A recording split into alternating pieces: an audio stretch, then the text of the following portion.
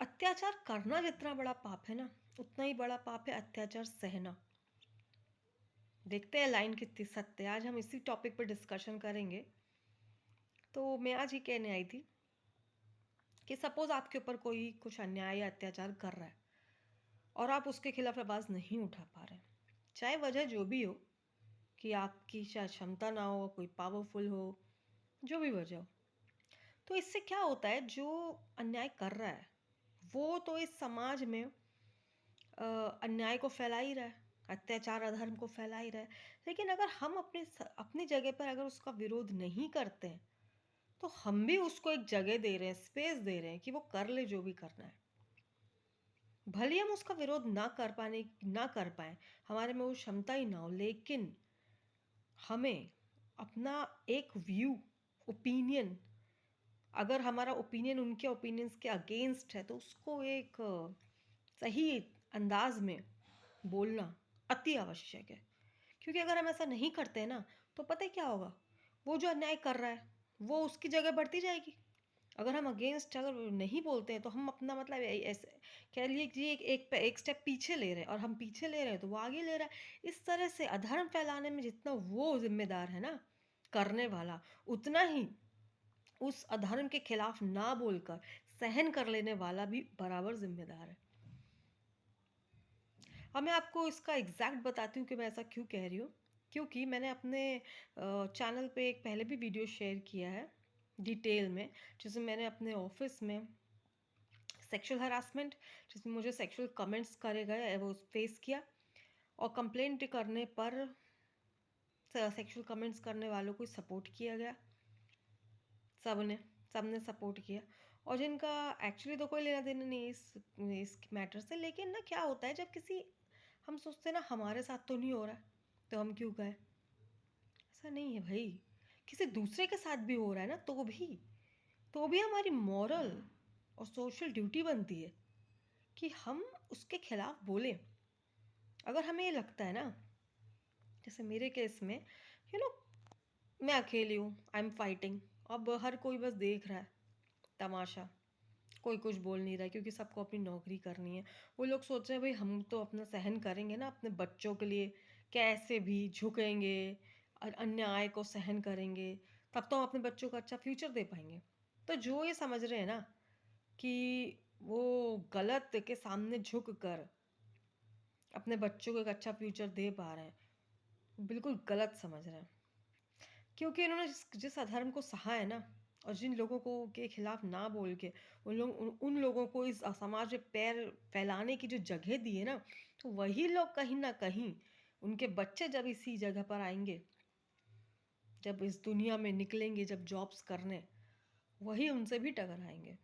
तो पता है, अपने बच्चों को सिर्फ अच्छी एजुकेशन देना या बहुत सारा पैसा जमा करके दे देना काफ़ी नहीं है। उनके फ्यूचर के लिए ना एक अच्छा माहौल देना पड़ेगा।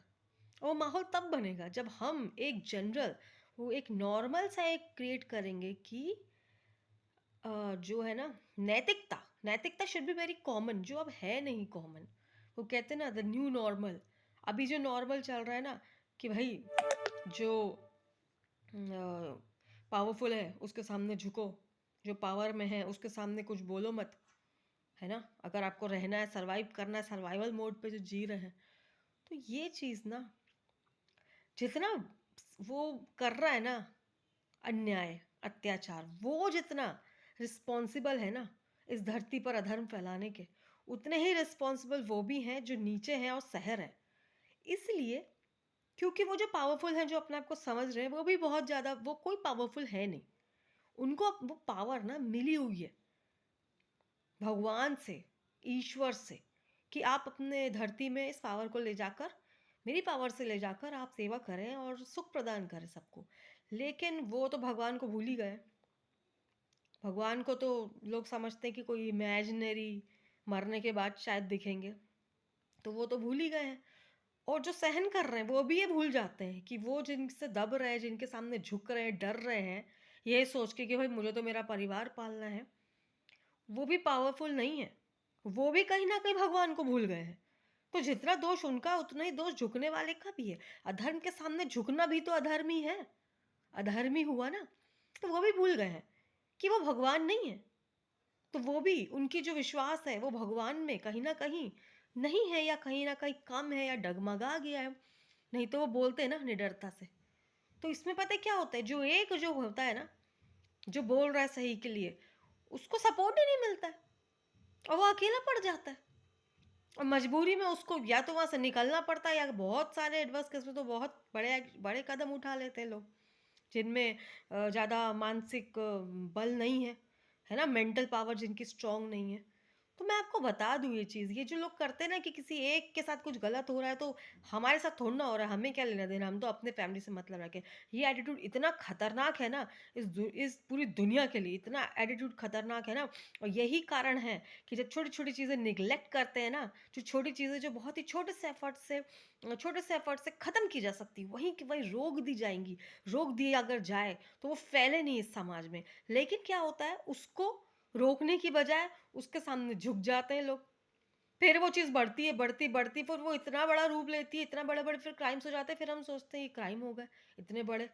फिर हम क्या करते हैं, हम पुलिस को, कहीं कोर्ट को, कहीं सरकार को, सब किसी को दोष देते रहते हैं। किसी का दोष नहीं है भई। हमें जो हम जिस जगह पे खड़े हैं, उस जगह से हम क्या एफर्ट डाल सकते हैं ना, इस समाज के लिए, इस धरती माता के लिए, भारत माता के लिए क्या कर सकते हैं हम? अगर मेरे सामने कोई गलत कर रहा है, तो मैंने उसको रोकने के लिए क्या किया? पहले आप ये सोचिए। अगर आपको पता है, अगर हर कोई अपनी जगह पे छोटे से मैटर को अगर रोकने के लिए एक आवाज़ उठा दे, तो कोई मैटर्स इतने बड़े हो ही नहीं।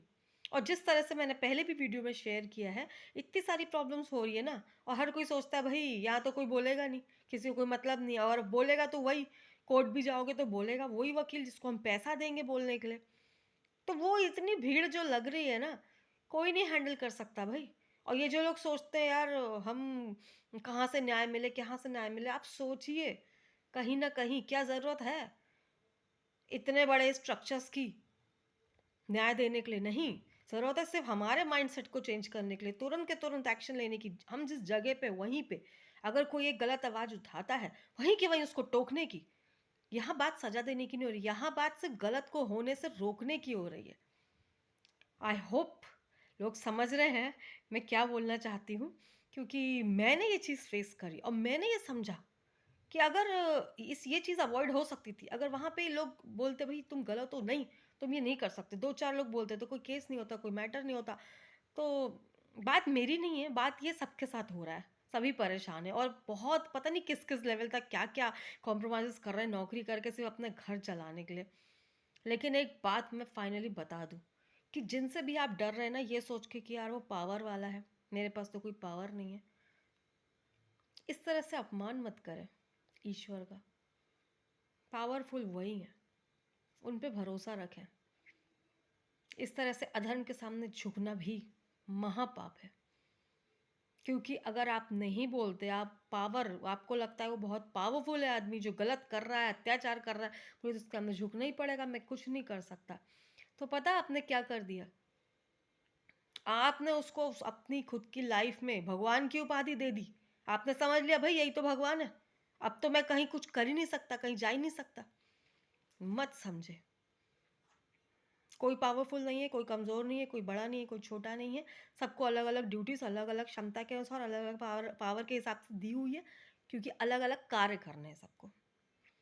और ये हमारी मॉरल और सोशल ड्यूटी है कि कोई भी हमारे सामने गलत करे, चाहे हमारे लिए करे या किसी और के लिए करे, तुरंत आवाज़ उठाएं, ताकि वो चीज़ें बढ़ बढ़ के इतनी बड़ी ना हो जाए कि हर सिस्टम डिसफंक्शनल हो जाए उन चीज़ों को हैंडल करते करते। क्योंकि सिर्फ हमारी एक चुप्पी से बहुत छोटी छोटी प्रॉब्लम्स बड़ा रूप ले लेती हैं।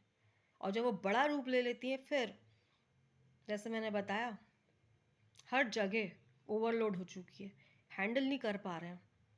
क्योंकि हैंडल नहीं कर पा रहे, डिसफंक्शनल हो गया। और इसके लिए आप कहीं भी किसी को दोष नहीं दे सकते, अगर आप खुद ही उसके खिलाफ नहीं बोल रहे, किसी भी गलत चीज़ जो आपके सामने, आपकी आंखों के सामने हो रही है, और क्या सही है क्या गलत, ये तो किसी को बताने की ज़रूरत नहीं है। ये हमारी अंतरात्मा हमें अच्छी तरह बताती है, चाहे हम एक्सेप्ट करें या ना करें, कि क्या सही है और क्या गलत। Thank you.